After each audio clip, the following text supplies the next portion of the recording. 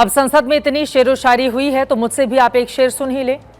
हमने पूछा सवाल, वो कहानी कह गए, मुद्दा कुछ और था, वो दास्तां सुना गए। कहने को तो संसद में पेपर लीक पर चर्चा शुरू हुई है, लेकिन पहले दिन वही हो रहा था जो पहले भी होता रहा है, यानी बहस। जबकि चर्चा और बहस में फर्क होता है। चर्चा का उद्देश्य होता है किसी मुद्दे पर समाधान या स्पष्टता लाना, और बहस का उद्देश्य होता है दूसरे पक्ष को गलत साबित करते जाना। चर्चा सहयोगपूर्ण और खुले दिमाग वाली होती है। लोग एक दूसरे की बात गौर से सुनते हैं, जबकि बहस तीखी, आक्रामक और टकराव वाली होती है। चर्चा किसी मुद्दे पर समझ बढ़ाती है, सुझाव निकलते हैं, लेकिन बहस बिना किसी निष्कर्ष के समाप्त हो जाती है। इसीलिए आज संसद में चर्चा के नाम पर जो कुछ हुआ वो बहस थी, चर्चा नहीं थी। अगर चर्चा होती तो छात्रों के हित में समाधान यकीनन खोजा जाता।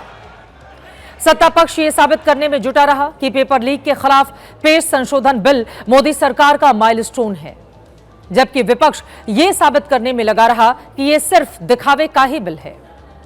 सत्ता पक्ष नए संशोधन बिल को पेपर लीक रोकने का रामबाण कदम साबित करने में जुटा रहा। विपक्ष ये रट लगाता रहा कि मौजूदा कानून के होते हुए नीट पेपर लीक कैसे हो गया। आप सुनिए, सरकार और विपक्ष दोनों के बीच एक दूसरे को विलन बनाने की कैसे आज बहसबाजी चली। ये बिल क्यों आया है? ये बिल क्यों आया है समझना चाहिए। ये बिल इसलिए आया है कि गृह मंत्री के द्वारा भेजी हुई पुलिस लोगों के हौसले को कुचल नहीं पाई, इसीलिए ये बिल आया है। आपने उस धरना को खत्म नहीं कर पाया, इसलिए ये बिल आया है।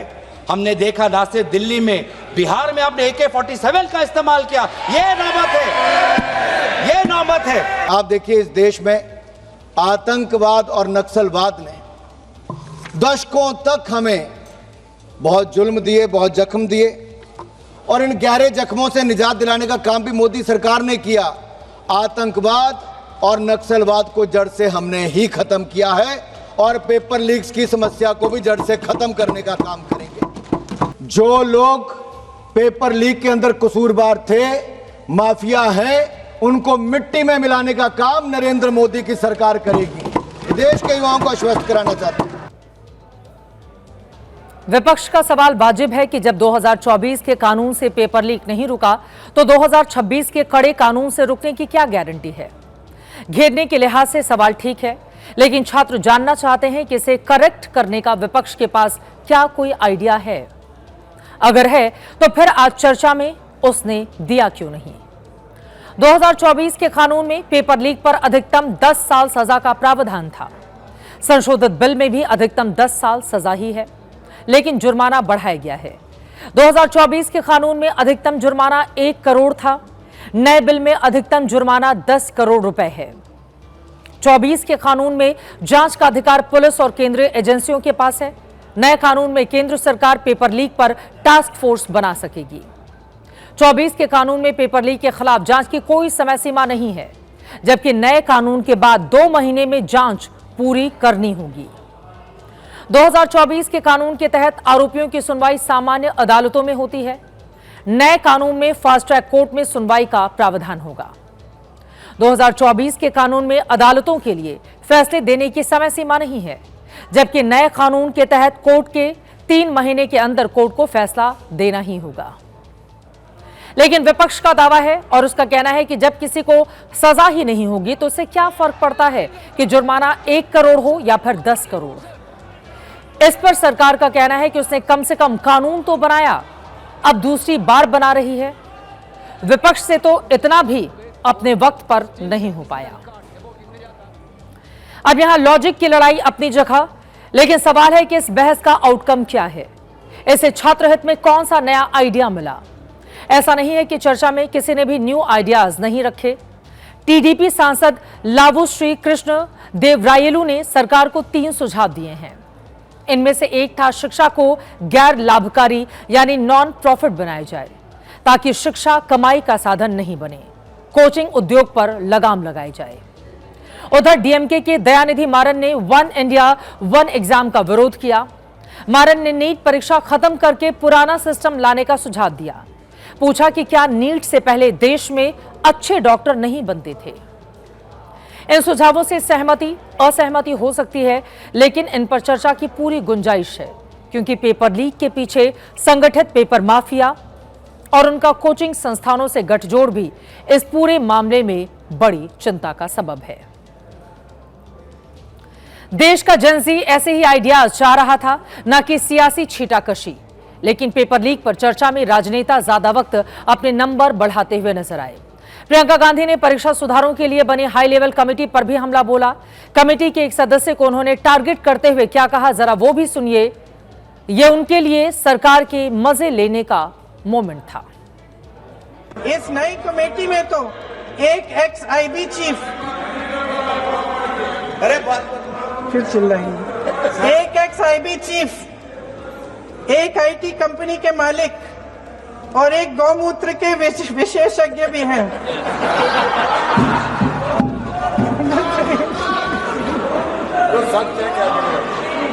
इन्हें शिक्षा के बारे में क्या पता जी? सर सच है। आप आज मेरे से नाराज हो रहे हैं? मन मुस्कुरा लीजिए। वो आपने भी चुनाव लड़ा।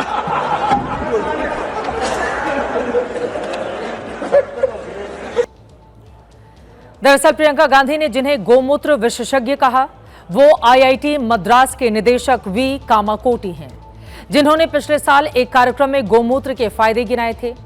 प्रियंका को प्रोफेसर कामाकोटी की गोमूत्र वाली बात तो याद रही, लेकिन उनकी योग्यता को वो नजरअंदाज कर गईं।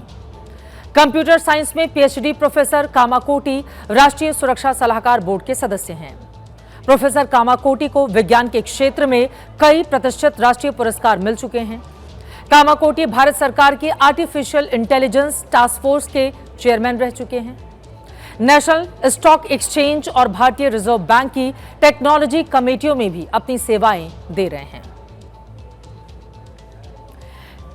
वैसे संसद में चर्चा इस बात पर होनी थी कि पेपर लीक को रोकने के लिए कानून में संशोधन का जो बिल है उसे कारगर बनाने के लिए क्या-क्या सुझाव हो सकते हैं। लेकिन विपक्षी सांसदों की सुझाव देने के बजाय हमले करने में दिलचस्पी आज ज्यादा नजर आई। धर्मेंद्र प्रधान को हटाकर सरकार ने प्रहलाद जोशी को शिक्षा मंत्रालय का अतिरिक्त प्रभार सौंपा है, जिसको लेकर भी प्रियंका गांधी को ऐतराज है, जिन्होंने प्रहलाद जोशी पर पर्सनल अटैक कर दिया। प्रियंका ने प्रहलाद जोशी को लेकर जो कहा वो तो संसद में स्पंज कर दिया गया, इसीलिए हम वो बयान आपको नहीं सुना सकते। लेकिन प्रियंका के बयान का रेफरेंस आपको बता देते हैं। दरअसल 15 अगस्त 2022 को गुजरात सरकार ने बिल्किस बानो केस के 11 दोषियों को समय से पहले रिहा किया था। इस पर प्रहलाद जोशी ने एक अखबार को दिए गए इंटरव्यू में कहा कि इसमें कुछ भी गलत नहीं, क्योंकि ये कानूनी प्रक्रिया के तहत हुआ है। हालांकि जनवरी 2024 में सुप्रीम कोर्ट ने इस रिहाई को रद्द करते हुए सभी 11 दोषियों को फिर से जेल भेजने का आदेश दिया था।